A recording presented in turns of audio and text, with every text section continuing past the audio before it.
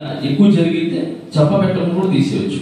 కానీ మేమేం చేసామంటే ఒక భయం ఉండాలని చెప్పి, సరే వస్తాడు మనిషి అడుగుతాడు, భయం ఉండాలి, భయంగా వచ్చి దగ్గరికి వచ్చి మాస్టర్ తగ్గించిందే లేదంటే సెక్రటరీ గారు తగ్గించినట్టు చెప్పి ట్రై చేసాం. బట్ అది ఏం చేయలేదు. సో అలానే మేమేం చేసాం, మొన్న రీసెంట్గా ఇవన్నీ జరుగుతున్నాయి ఇలా కాదని చెప్పి, గతంలో ఇలానే ఒక ఇష్యూ జరిగితే ఆ ఇష్యూలో ఏం చేశారంటే, అతను ఎక్కడి నుంచో స్టే తెచ్చుకుంటే సరే ఆ స్టేని కోర్టుని మేము గౌరవిస్తాం, మీరు ఎక్కడైనా పని చేసుకోండి, మీ పని మేము ఆపం, కానీ మన టీఎఫ్టీడీ సంస్థ అనేది మీరు కలిసి పనిచేయండి అని చెప్పి ఇదంతా యూనియన్ అందరూ అనుకొని ఒక మాటతో ఉండి చేశారు. అప్పుడు ఆయన మళ్ళీ వచ్చి లేదు నా తప్పైపోయింది అని చెప్పి ఆయన మళ్ళీ వర్క్ చేసుకోవడం జరిగింది. సో ఈ విధంగా అన్ని ఈ రూల్స్ అనేవి జరుగుతుంటాయి.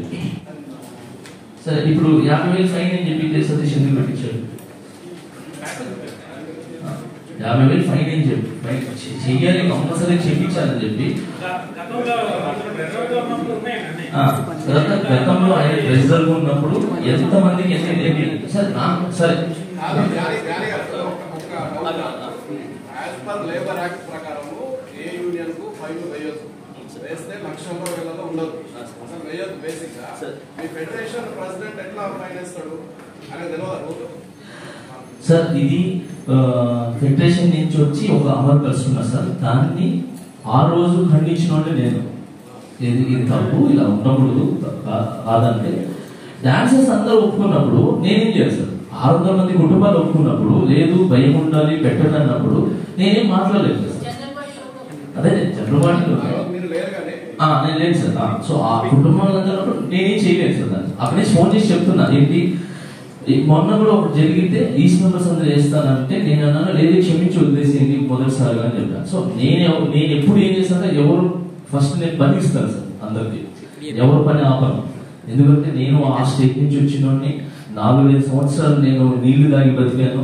సో ఆ కష్టాలు నాకు తెలుసు. ఒక సాంగ్ దొరకకపోతే ఒక సాంగ్ గురించి ఎంత కష్టపడాలో, ఎంత కష్టపడితే ఆ 3,500 లోపల ఈ లోపల మనం అప్పులు తీసుకొని ఉంటాం. ఆ పేమెంట్ రాగానే ఈ ఆఫీస్ కింద అందరూ వెయిట్ చేస్తూ ఉంటారు, ఇట్లా తీసుకుని బయటకు వెళ్ళిపోతాయి.